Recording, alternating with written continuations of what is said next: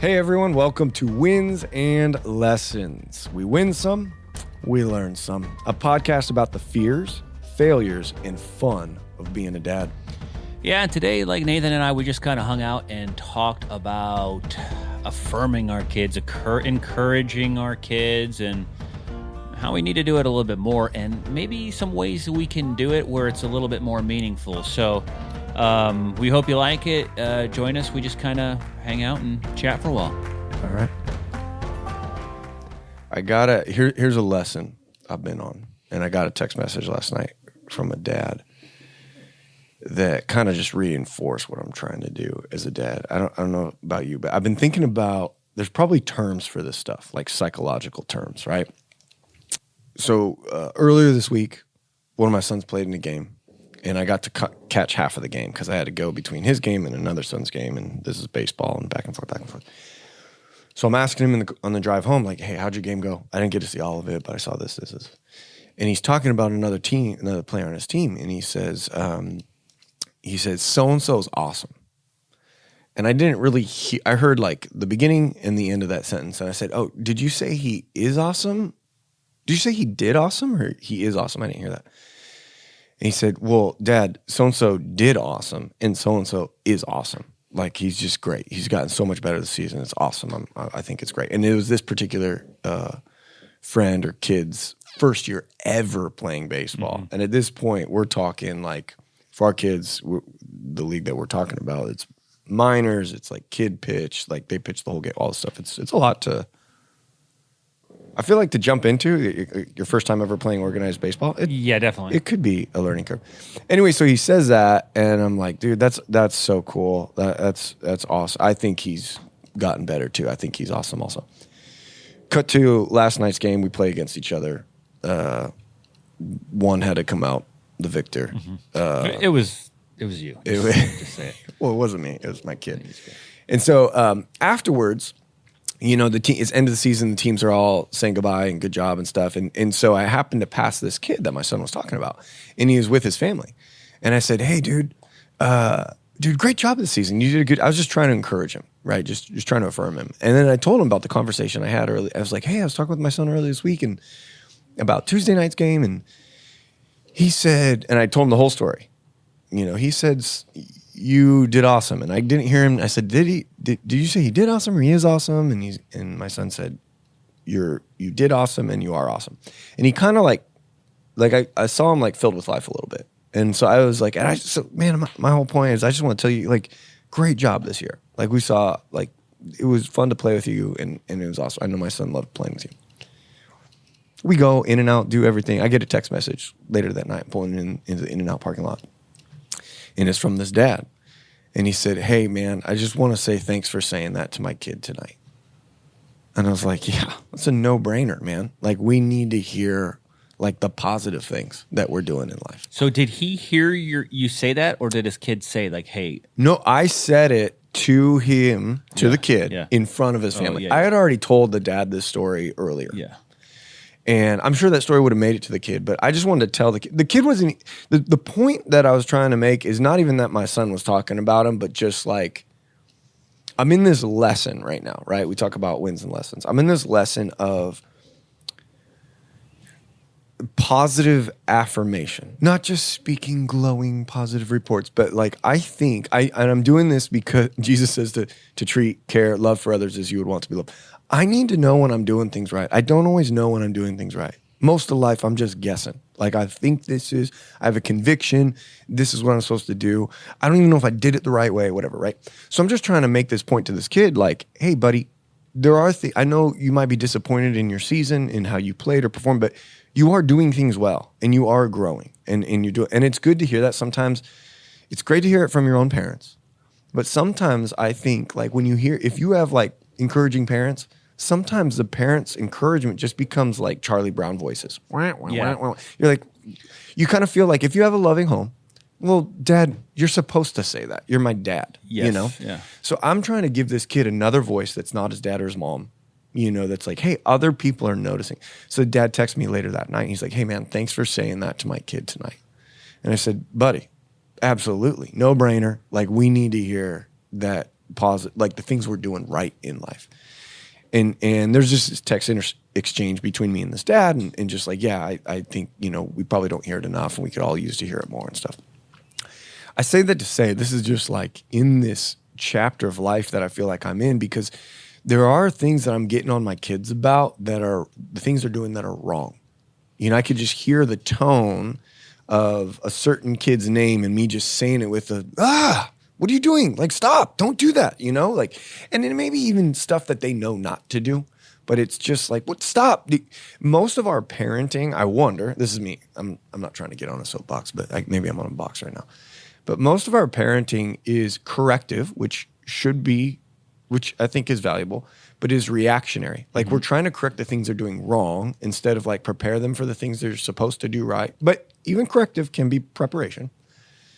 But I realize like I've got to give a greater balance to some of my kids, because otherwise they're walking away thinking all they do is wrong. All they're ever doing is something that's wrong. And so I want to meet them in the moments where I see them doing the things that are right, behaving properly, reacting properly, especially like kingdom stuff. Like, dude, that's exactly the way Jesus wants us. The way you spoke to your brother right there, buddy, high five, give me a hug. Like and it may not even be like it's a teachable moment, but not anything that my kid would think to like stop and want. But I'm trying to find positive things to affirm them in. You're doing this right. This happened a while ago. Our kids were at a camp, and there was a situation. I don't know if we've talked about this off air particularly, but there's a situation that happened with another student in their cabin that he was talking some inappropriate stuff. And so our kids kind of handled it a certain way, and I think it was the right way. But word came back to me through teachers and principal and stuff like, hey, I just want you to know your kid, like there's a situation at camp and this is how your kid handled it. And like the teachers were just so impressed with how they handled it. And so I brought that back to my kid. Like, dude, you need to know, like the way you did this, like, dude, it's way to go, man. Like that's stand up. Now, apparently he had already been hearing it from other teachers and stuff. And so it was at the point of like, embarrassed, like, Dad, I know I did it right. Stop. Okay. I get, like, my point is I'm trying to find areas in my kids' life, all of them, to affirm not only what they do as being correct, but who they are. So much of our life, what do you think about this? Like, if we're a parallel illustration of like gifts, we believe God has gifted us in certain ways, not only practically, but spiritual gifts and talents. Most of us don't really know what those gifts are, or that is a gift that we're operating in, until someone else affirms it in us. Not everything is statistics. Not everything can I look at and say, oh yeah, I'm a good batter because my batting average is like the way I forget. There's no statistics on my forgiveness. There's no statistics on my evangelism. Well, there might be on some of that. But some of those gifts, you don't really have stats for. You don't take the time to investigate and say, no, I guess I am good at this. It's usually the community of others that's affirming something in you that builds your courage and confidence to keep walking in that or keep living that out. And so one of the lessons that I'm in right now, and it's rooted out of a loss, because I find myself like getting on my kids for reacting to their inappropriate behavior or their tone, their attitude, whatever the thing is. I'm like, man, that is teachable. I am parenting them, but I feel for them, probably all they're hearing is I'm doing wrong. I'm not doing it right. I can't win. And so I'm trying to find other moments in their lives where they are doing things right, where they did forgive, they were quick to forgive their sibling. Or, man, that was a moment where last week they would have like made some smart aleck remark to their sibling as they passed by, but they caught themselves. And I want them to know I see that, I hear that, and dude, you're on track to like be an awesome man of God. Like you're on track to be a great human. Does that make sense? Yeah. Do your kids, when you talk to them about something they did negative, right, bad, maybe trying to correct them, right? Yeah. And maybe affirm them on something they did good, do they receive it differently? Each kid? Yeah. Well, yeah, each kid's going to be different. But in general, what I'm saying is that my kids, if I correct them on something, I'm a horrible kid. Yeah. I'm a horrible kid. and then I could compliment them on or affirm them on something, and it's water. They just don't they don't seem to receive it. And so I'm saying is like, do your kids react differently to those different types of intakes? And is it a negative sort of half glass full, half glass empty type of stuff? And Yes. or I'm sure every single kid is different, right? But Right. like, I just wish that sometimes with my kids, they would receive the affirmation as an identity as quickly as they receive the correction. Sure. I think some of it is, yes, our kids are alike in many ways just because they're kids, but also because they're friends and, they just take after each other. I think my wisdom now, because of losses, my wisdom now is I've got to pick my moments. So like in correcting behavior, like discipline, in the heat of the moment may not be the greatest moment to like unpack what just happened and how you need to correct and like what you can do better, because they may still be flustered. They may still feel like a lack of justice. And so they're not going to hear what I'm going to say. They're going to blow me off. And it's probably going to blow up and snowball into something bigger. So I made quick response, react, go to your room. We're going to talk about whatever, but maybe find a moment later where I feel like their heart is soft, their mind is like focused and ready to receive. Like hey, can we talk about that moment earlier today?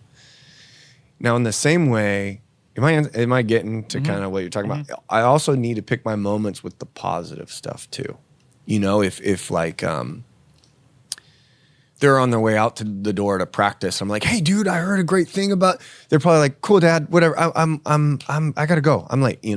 I've got to pick those moments. And so much of those moments for us, like in a previous episode, you and I talked about bedtime routine and the value of conversation and being present and how our kids like open up more. But I probably try to utilize that bedtime routine or that bedtime pillow talk, if you will, of like, hey, dude, I heard this about you today. This is awesome, man.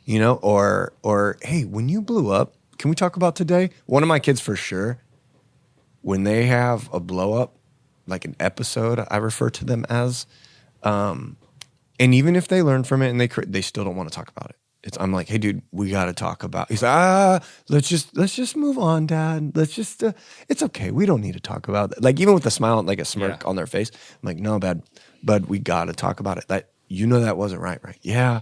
So what happened? I don't know, Dad. I think I was just hungry or I'm tired. We get into it, but I'm finding that the moments that I really want to be teachable, I've got to kind of set the scene or the atmosphere. Like I got to pick my moment. Otherwise I walk away discouraged because I had an expectation of how they were going to receive this and it's going to be this mile marker in their life. And so, so you can be too critical, right? Or Correct. too corrective. Let's say that. And then it comes off as critical or judgmental as I can't do anything right.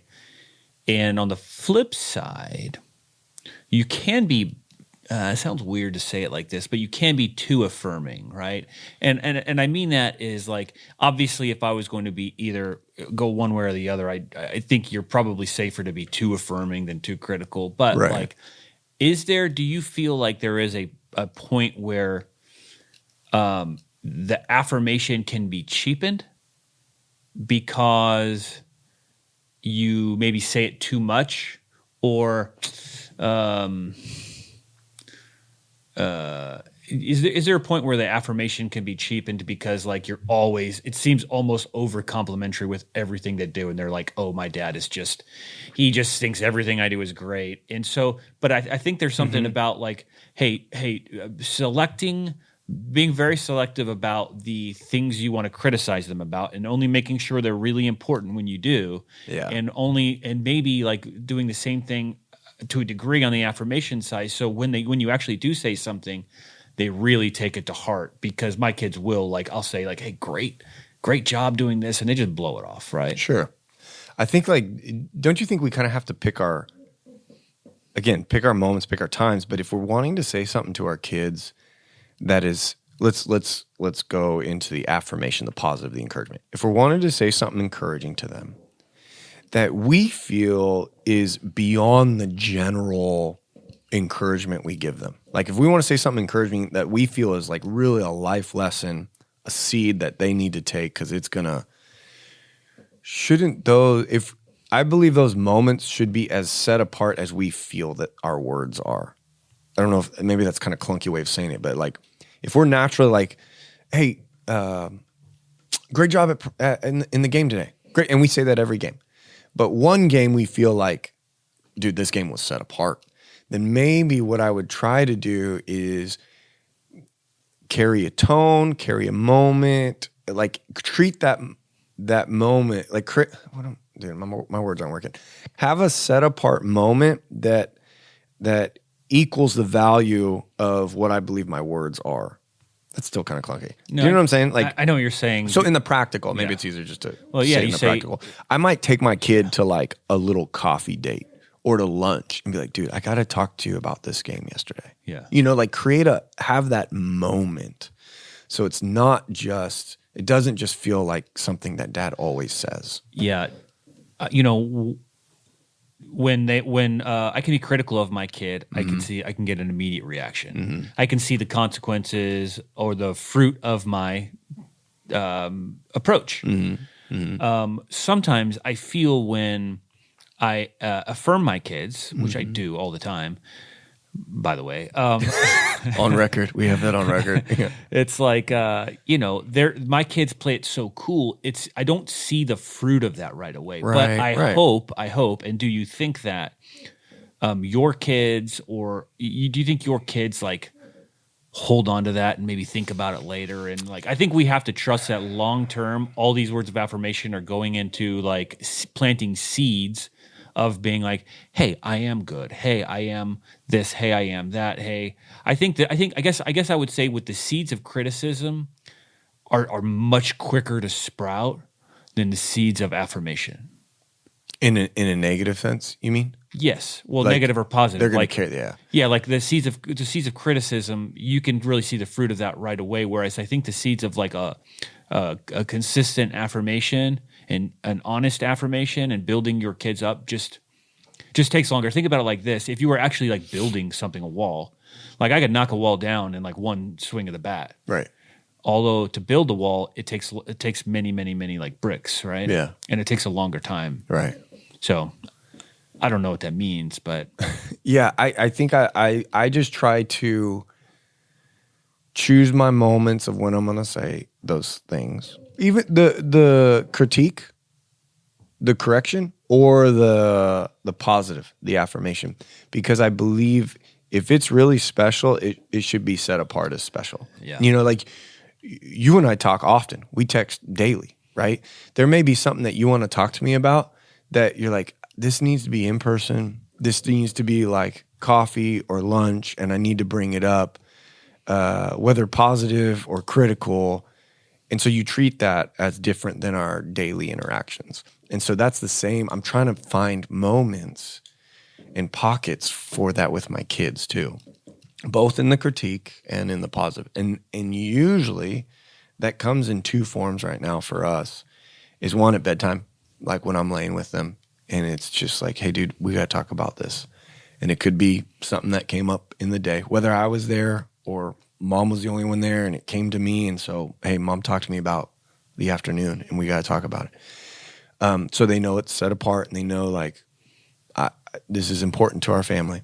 This is valuable. Or in the positive, like, hey man, I want to talk to you about some things I heard today. You know, I want my kids to feel and know the weight of what I'm saying. And I think you're right. If we're constantly encouraging, which I think we should, but if we're constantly encouraging, it's a dime a dozen. Those words of encouragement are a dime a dozen. But if I take a moment that feels fully set apart from the day, where we both are committed to the conversation, we're both engaged, then I think they feel that weight a little bit more. So that comes in bedtime.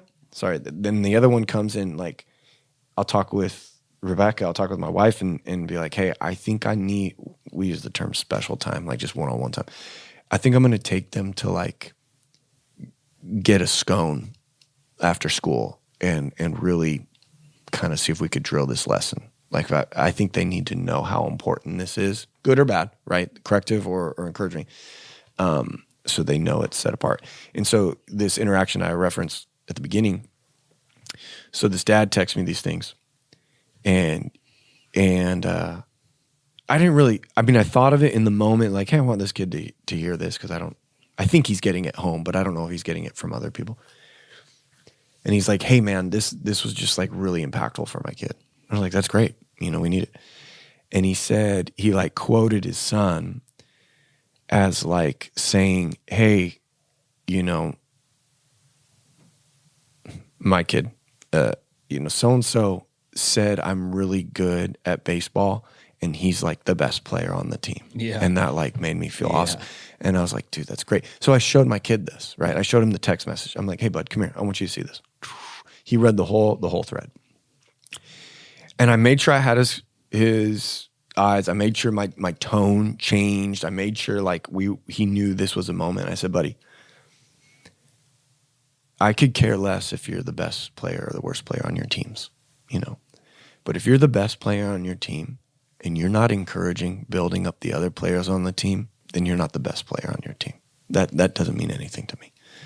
The fact that like you're one of the top players on your team this year and you built up this kid that had never played before, like you see these words and the impact it had. Like I let him read the thread. I wanted him to feel the weight. He's like, yeah, I see that, Dad. I'm like, dude, that makes me more proud than any trophy you could get this year. Mm-hmm. More proud than any accomplishment. The fact that you built this kid up.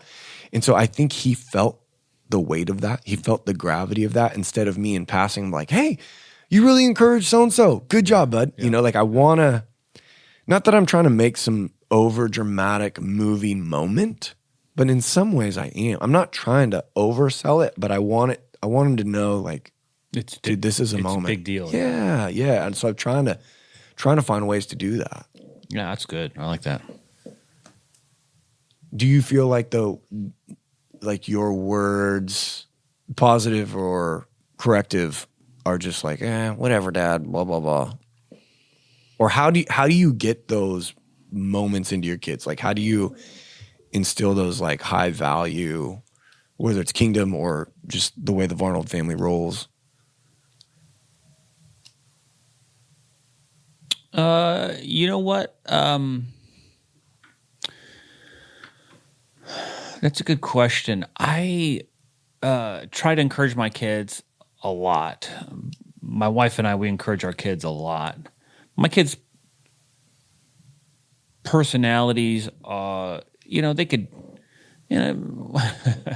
my oldest kid, he's really like, he holds his cards pretty close to the vest. So it's hard to like get much from him either way. But we'll do like special time. We call it, with my daughter, it's daddy date. With my kids, it's even a date. Like we'll go and like do what they like to do and spend some time with them. I write notes, put them in their lunch boxes. We have a little journal we share. I try to just do things like that. But I think you're right on with, you have to make those big moments and really get their attention and say, hey, listen, here it is. And I probably don't do that enough, but like, that's really good. One thing that I just wanted to say was that, and this is funny because you said this, but you're going to come off as like a saint here. But no, I'm not a saint. We encourage. So we Right. encourage our kids all the time. And yes, our kids do think that, oh, this is just their job is to be an encouragement. So we, in one sense, hold a lot of weight with our kids, but in another sense, we don't hold as much weight as like, say, like a stranger, right? Because then it's an affirmation from somebody who's not my parents. Right.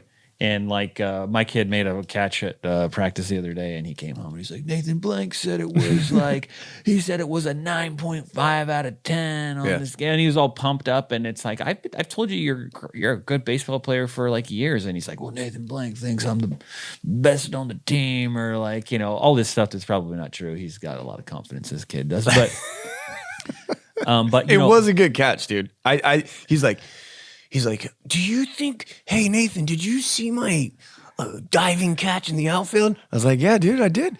He's like, rate it on a scale of 1 to 10. I was like 9.2, man. It was great. It was like he said 9.5. Okay, well he inflated it a little bit. I said 9.2, but sorry, I interrupted you. No, but like I think that's the point is that, aside from affirming our own kids, affirm kids like other kids around us. And you know what's so crazy is I remember I don't remember like my parents ever affirming me, although I'm sure they did. Mm-hmm.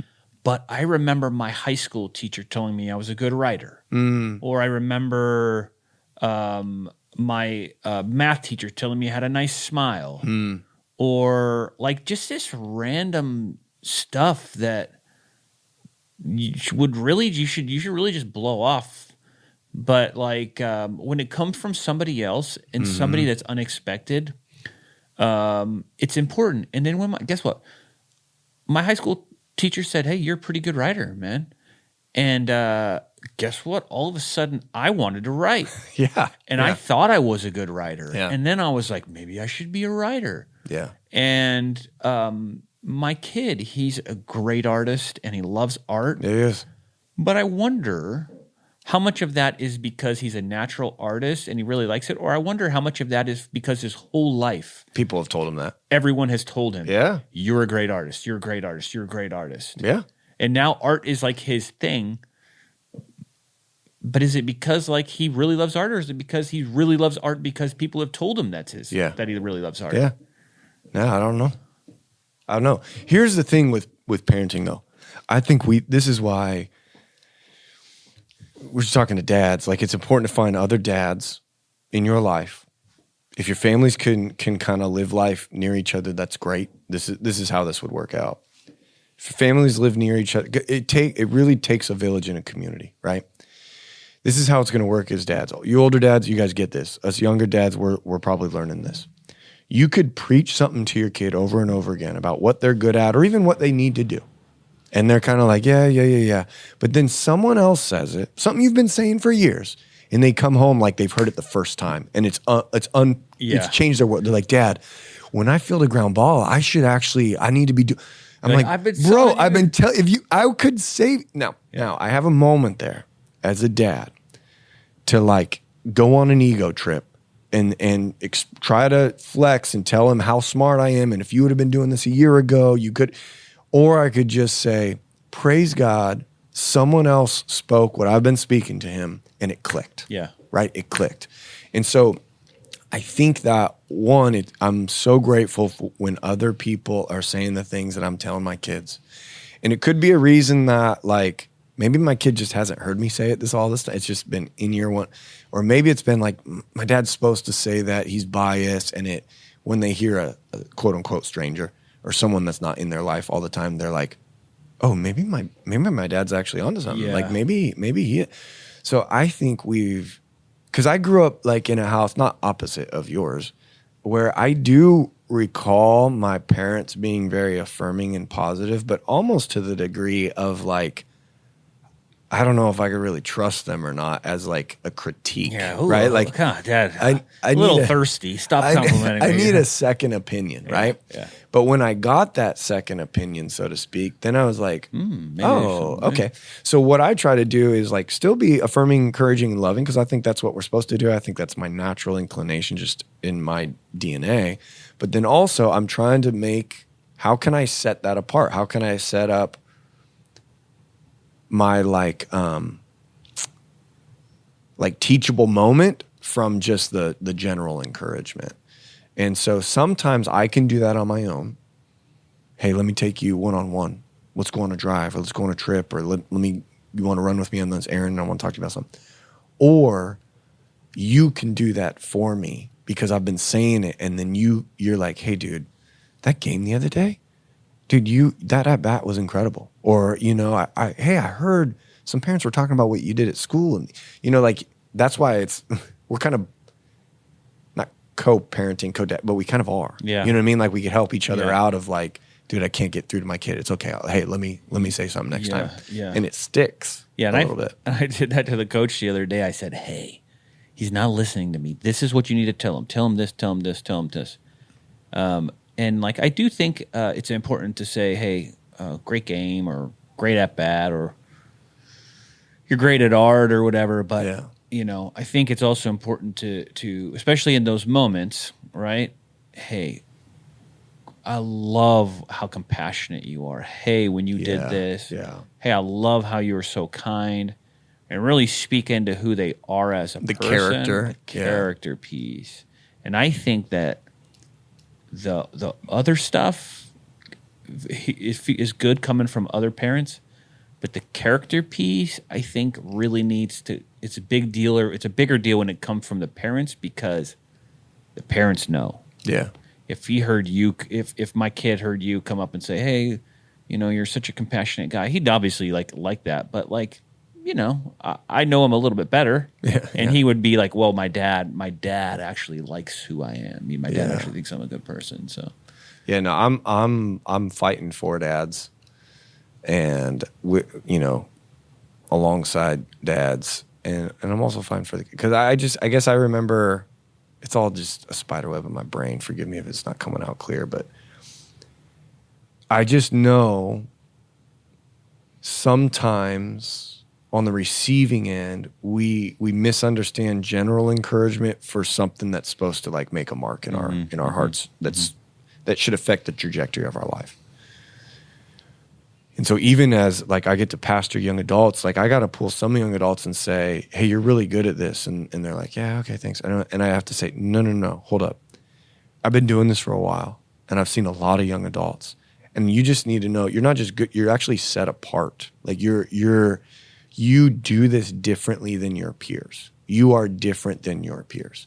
And that marks them, that impacts them. That's like, okay. Yeah. Maybe I should take that different. Maybe I should work on that. Yeah, as people, I think we have a tendency to really absorb the criticism and blow. We have trouble receiving compliments. Yeah. So I do like that when you are giving an affirmation or an encouragement, you kind of do have to be like, "Hey, hold on. I want you to hear me." Yeah. I want you to hear me. Like, yeah. I'm saying this about you. I want you to receive it. It's really true. You are gifted, or you are talented. Yeah. So hit me with the big picture. Big picture of this lesson? Yes. The big picture is that just as much as, okay, so as a parent, part of our goals, whether written or not, is to, well, as believers, to raise up a child to know God, to love God, to care for people, to share the gospel, right? But part of our goal is to also raise a human being to contribute to society, to care and go about living in the culture we find ourselves in a positive way. And much of our way of doing that is like corrective parenting. These are terms that I would use. I don't know if these are psychological parenting terms, where I see a child doing something wrong and it's like, no, we don't touch that. Or no, it leads with a lot of no's. And that's not wrong. You and I talk about this a lot. We learn through failure probably more than anything else. And so that's necessary. What I found was, maybe it was just like the Holy Spirit in me. I didn't like my tone with some of my kids. I was doing what was right, but I didn't like the tone, or I felt like, dude, I'm saying this a lot. And I need them to know, I need them to not just walk away feeling like they're losing all the time, though I see it as a lesson. I need them to know that they are winning. And so the big picture is, look for the moments in your kids' lives where they are doing things according to like your family values, according to scripture, or something that will be positive and contributing to society and culture, and like call that out in them. Let them know, like, dude, I don't know if you know this, but that's actually set up, like that's the way to do it. Like you did that properly. You did that the correct way. So what that is, keep doing that. Like keep operating that way. And so it's just trying to find those find that balance. Yeah. Parent in the critique, the correction, but also in the positive, like, dude, you're crushing. Keep doing it. Love it. I think it's great. I need it. Yeah. That's just what I'm learning. Cool. Let me pray for us.